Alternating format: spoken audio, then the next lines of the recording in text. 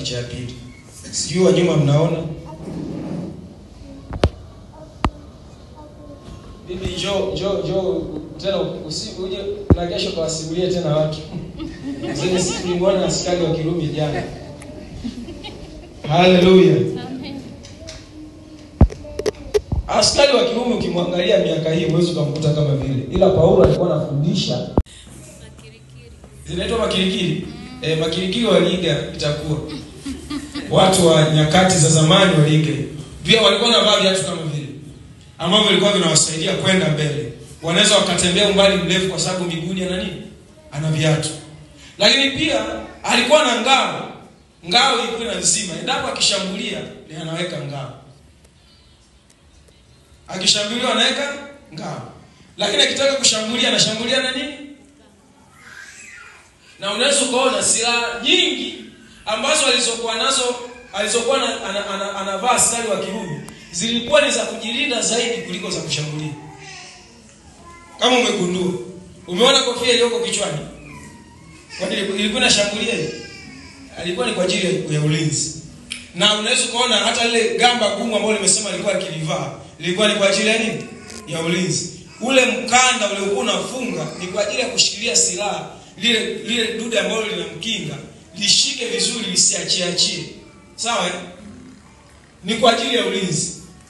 Miguu ni kwa ajili ya uimara wake mwenyewe. Wewe huwezi kutembea askari kwa mfano wakati ule alikuwa anaenda hata kwa miguu. Huwezi kutembea hapa mpaka Kibaigo mfano au mpaka Dumila au mpaka Morogoro kwa miguu peku na miguu ikawa salama. Ukitaka uende umbali mrefu vaa viatu. Kama unataka kuishi hapo unaweza kaenda tu hata peku. Na viatu ni nini? Ni injili. Kwa ukitaka uende umbali mrefu ushikilie injili ya kweli. Na ukitaka uende umbali mfupi nenda peku bila injili. Kwa ambaye anaenda kupigana lakini hana uhakika. Lakini kanisa lenyewe limehakikishiwa ushindi. Hiyo ndio tofauti.